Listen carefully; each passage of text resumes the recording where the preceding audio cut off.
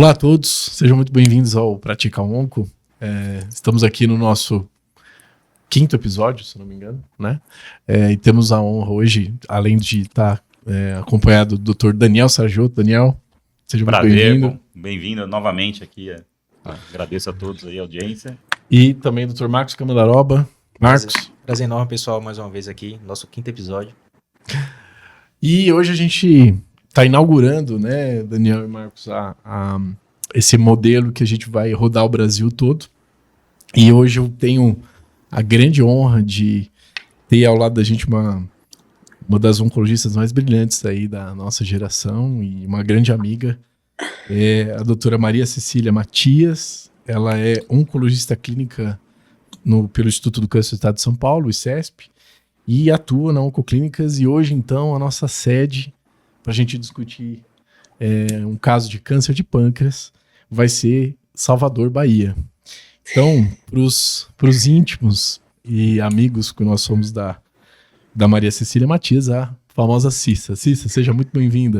Obrigado por ter aceito o nosso convite e vai ser um prazer. Seja muito bem-vinda ao Pratica Onco, Cissa. Nossa, eu que agradeço, gente. Só de saber que eu sou a primeira, eu até fico nervosa, mas obrigada.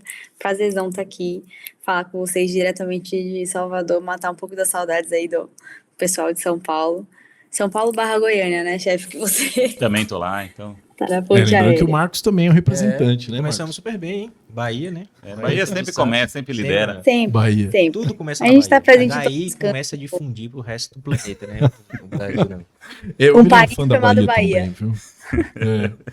Cissa, então, seguindo aqui o que a gente... a nossa proposta, né, de trazer um caso clínico, a gente vai falar hoje sobre o tratamento de primeira linha para o câncer de pâncreas metastático, essa doença que é absolutamente desafiadora, e tenho certeza que todos os oncologistas ou médicos em geral sempre tiveram um caso extremamente angustiante, né?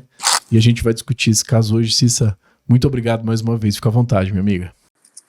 Regina, então, meninos, na verdade esse foi uma coisa que acaba que eu já discuti muito esse caso, inclusive com o próprio Dr. Daniel, em outras épocas, mas é o seguinte, então, esse é um paciente que eu recebi no consultório. Eu recebi esse paciente em junho desse ano. Ele tem 82 anos. Na verdade, como tudo no Nordeste, ele foi registrado depois do nascimento dele, então não se sabe se ele tem 83, 84 ou de fato 82 e pouquinho. Mas esse paciente chegou ictérico, ele pesa atualmente, e na época também ele manteve o peso, graças a Deus, em 55 quilos, e chegou ictérico.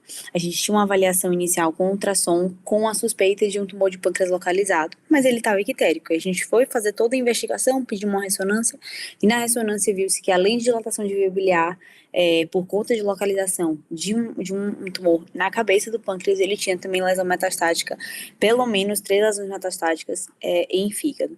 Esse paciente, então, a gente acabou internando ele por conta dessa obstrução. Ele, passado um treino de veia biliar, ele começou a ficar bem, bilirrubina caindo. Ele volta no consultório para mim com a bilirrubina em 1,3, era a bilirrubina dele antes do tratamento.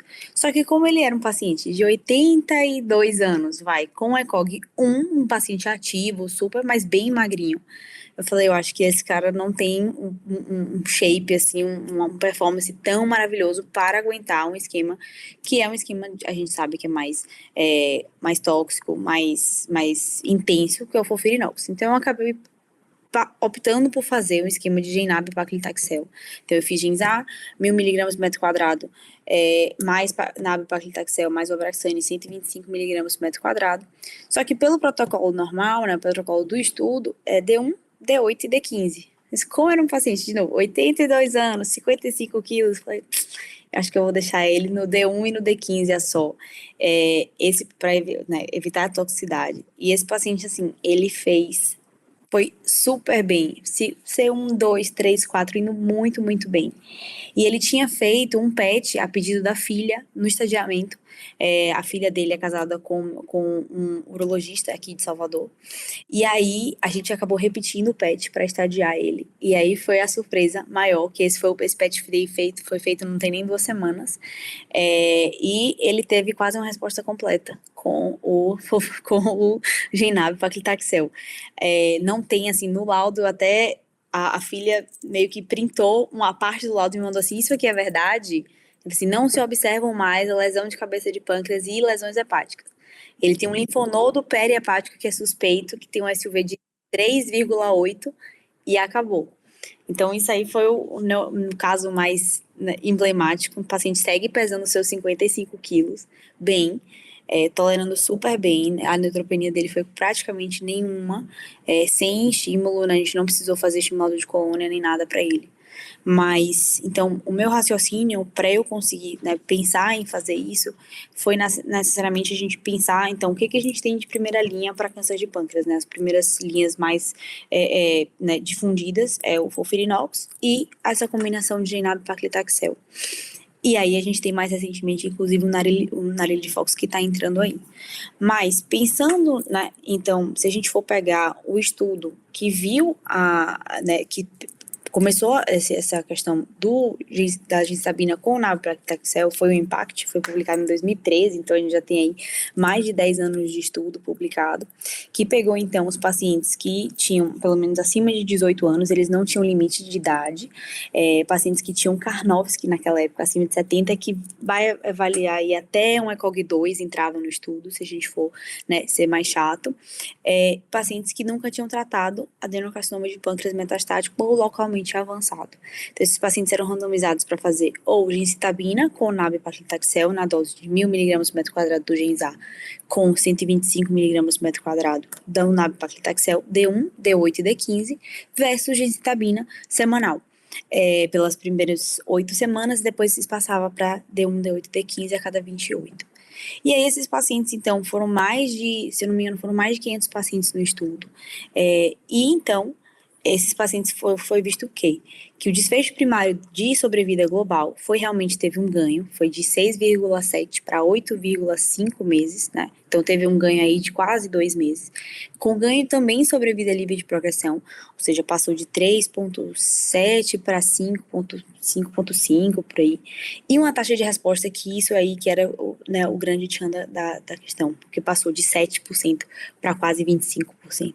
Então a gente via que os pacientes realmente tinham uma sobrevida maior, tinham uma sobrevida livre de progressão também maior e ganhavam em taxa de resposta.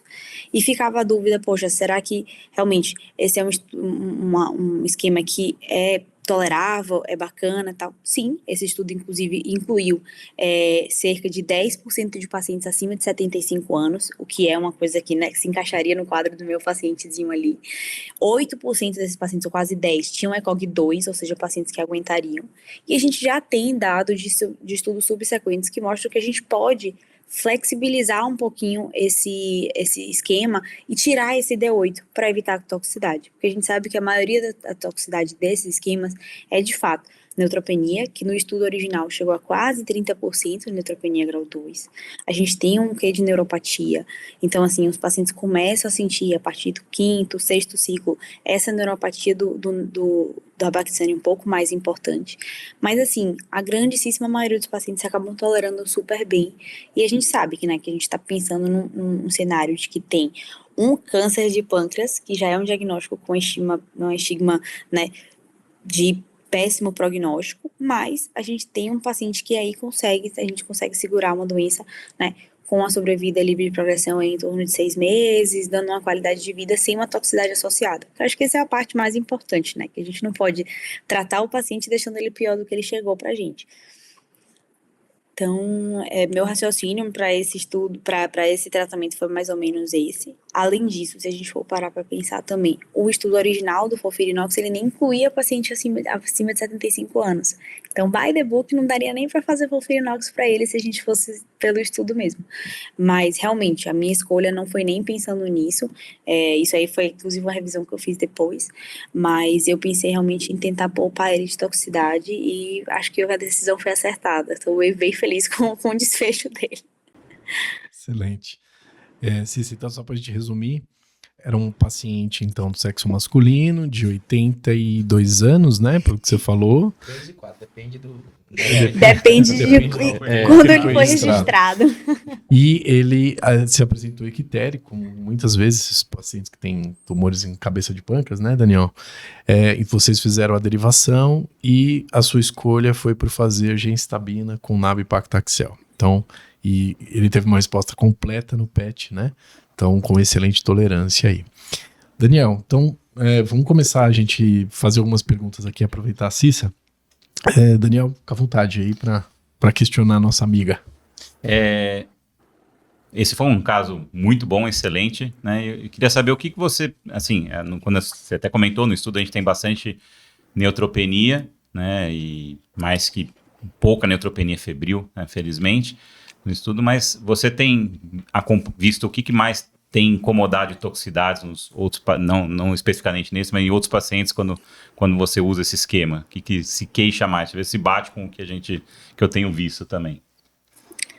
Olha, chefe, se a gente for parar, assim, engraçado, não sei se isso acontece com vocês, comigo acontece um pouco, mas os pacientes hoje em dia, eles olham muito o laboratório. Não sei porquê, assim, quando a gente pede o exame de sangue, inclusive, eles já vêm com isso. Então, eu tenho outros 2 pacientes fazendo o mesmo esquema, desses 2. Então, um queixa bastante de neuropatia e ele tem uma febre pós-genzar, que é, assim, clássica, ele faz, 2 dias depois ele tem um pico febril e acabou. Então é uma coisa que ele se queixa. Ele também fala um pouco da neuropatia que começou a incomodar ele, ele não fala nem parestesia, ele fala sobre ardor e dor nas mãos e nos pés. E ele também faz, mas o outro paciente também faz muito mais que ele chega e ele reclama que ele tá ficando neutropênico, só que ele tem uma mania de fazer os exames, ele faz tipo assim no meio da semana e assim, mas você vai ficar neutropênico, esse esquema deixa você neutropênico, mas você tá fora da zona de perigo, não faz neutropenia febril, fica despreocupado. Mas não sei se é uma coisa mais do paciente mais da era moderna, que tem acesso né, e aí acaba indo atrás, pesquisando e tal, mas eles ficam super ligados nessa coisa do laboratório. Não sei se é comigo especificamente. Eu acho que o CTCAE tem que ser atualizado, ele tem os graus de neutropenia, né, o grau 1, grau 2, grau 3, grau 4, agora ele tem que ser atualizado para a queixa do paciente se queixar que está neutropênico, grau 1, grau 2, grau 3, grau 4. É bem interessante isso. Eu acho que também vale a discussão, né, desse ponto de vista prático, o como a gente deve orientar esses pacientes para a coleta dos exames, né, Daniel? Sim. Porque isso é uma coisa que deixa a gente absolutamente de cabelo em pé, né, Marcos? Sim. Então, se o paciente coleta, sei lá, antes, a gente fica sempre 3, 4 dias antes. Pois muito angustiado, né? Então, por isso que é importante a gente ter lá a presença das enfermeiras navegadoras para orientar essa paciente. Então, isso é importante, né? Marcos. Cícero, excelente caso. Gostei bastante. É muito bom, né, ter essas respostas. E interessante que eu vejo muito, né, respostas mais interessantes com Gem mais nave do que com Fofirinox, né, na prática. A gente não sabe quem são esses pacientes, mas tem um perfil que realmente responde muito bem. É lógico que o PET ainda é muito discutível, mas você tem um PET que capta e depois você tem uma resposta, uma redução, a gente sabe que o paciente está indo muito bem. E pegando esse gancho, né, a gente não deveria fazer um pouco mais de Gem mais nab e não focar só naquele paciente idoso, né? Tem alguns estudos que mostram que quando se compara a fase 2 Fofirinox e o Gem mais nab, parece que os números são bons, né? E a gente só fica separando, né? Será que a gente não deveria fazer mais com essa percepção na prática? Não seria praticamente para todo mundo? Então, eu concordo. Inclusive, eu vi esse fase 2 bem na época que a gente estava discutindo sobre essa possibilidade para esse paciente. Confesso que realmente o meu motivo de pedir para ele foi por conta da idade, e pensando em como é que eu conseguiria reduzir essa toxicidade sem mexer muito na dose, que é o que a gente teria que fazer pensando no Fofirinox, né, se a gente fosse pensar em reduzir toxicidade para um paciente. Mas eu concordo, acho que esse fase 2 a gente conseguiu, apesar de ser um estudo fase 2, mostrar que essa comparação que realmente é muito bacana, assim, e dá pra gente fazer, os resultados são bons, a gente tem resultado, inclusive, de taxa de resposta semelhante, de sobrevida, inclusive um ganho discreto para a GNAB, se eu não me engano é um estudo japonês, então é uma coisa que realmente faz sentido você fazer para um paciente, e assim, se você for parar para pensar, a depender do paciente, se você não quiser expor ele a tanto tempo, de uma quimioterapia semanal a cada 4 semanas, ou seja, faz 3 e pula uma, faz 3 semanas e pula uma semana, você pode, depois de 3, 4, até 5 ciclos, reduzir e fazer D1 e D15 realmente, fazer 2 semanas, né, a cada 2 semanas, semelhante ao FOLFIRINOX. Tem dado mostrando que isso dá para fazer, é seguro, tem benefício também para o paciente, então deixa a gente mais tranquilo.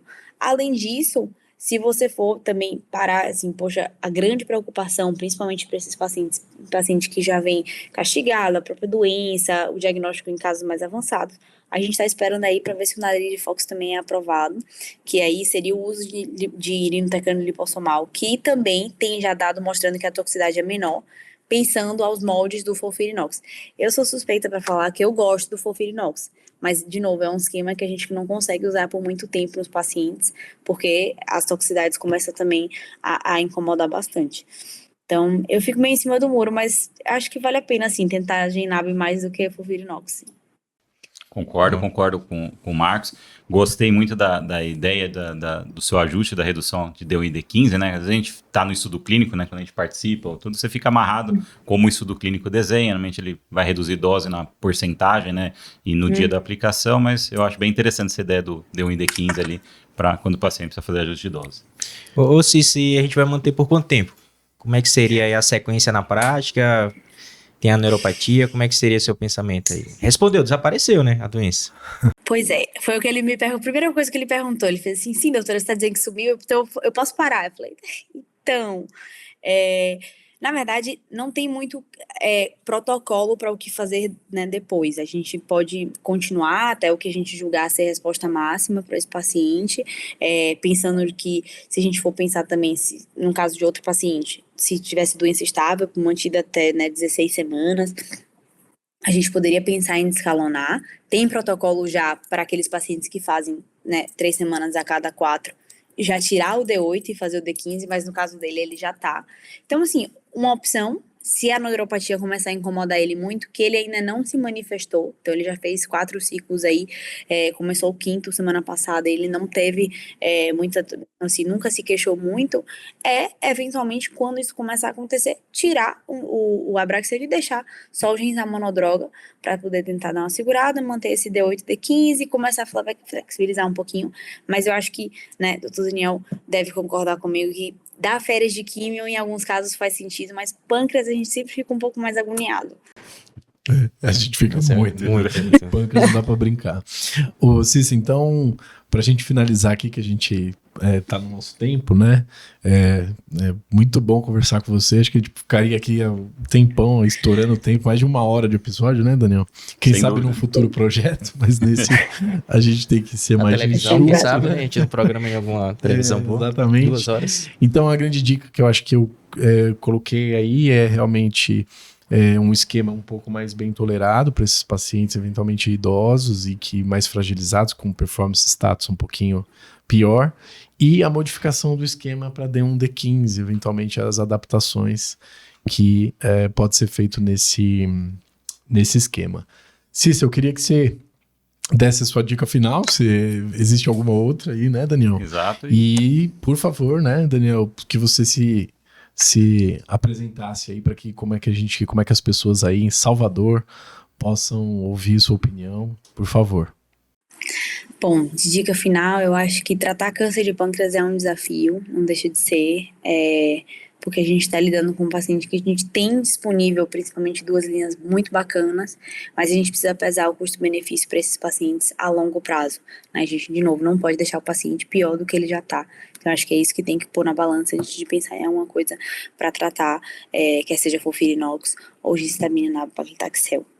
Acho que essa é a dica principal. Acho que um dia um professor muito sábio me disse que não dá para faltar paciente e sobrar químio, e também não dá para sobrar não dá para faltar químio e sobrar paciente. Então, acho que essa é a dica mais emblemática que eu levo para a vida aí. O oncologista é um grande estrategista. Para te acharem, Cícero, como é que a gente faz? Como é que o pessoal... Bom, para me acharem, então, eu sou oncologista clínica da Oncoclínicas Bahia. Eu atendo tanto no Núcleo de Oncologia da Bahia, que é a Oncoclínicas Ondina, quanto no Hospital Santa Isabel. Então, tô lá. Excelente. Excelente. Mais alguma coisa, Marcos? Sensacional. Eu só queria agradecer por você ter aceito o nosso convite, né? É uma honra para mim né? E para todos nós aqui da mesa, na verdade, ter você aqui com o nosso primeiro episódio convidado. Exatamente. Quem sabe um dia eu volto, né? Já Quem ganharia uma sabe, vaguinha né? lá, né? Com certeza, será muito bem-vindo. Me chama, me convida, hein? Bom, Cissa, muito, muito, muito obrigado mais uma vez por ter ficado esses minutinhos com a gente. Tenho certeza que todo mundo que escutar o episódio vai ter aprendido horrores, né? E como nós aprendemos aqui. E fica o convite para os próximos episódios aí também, para você estar com a gente aqui também. Pessoal, então esse foi o nosso episódio do Pratica Onco. Sigam a gente nas redes e até o próximo episódio. Até a próxima. Pratica um. Muito obrigado, gente. Boa noite.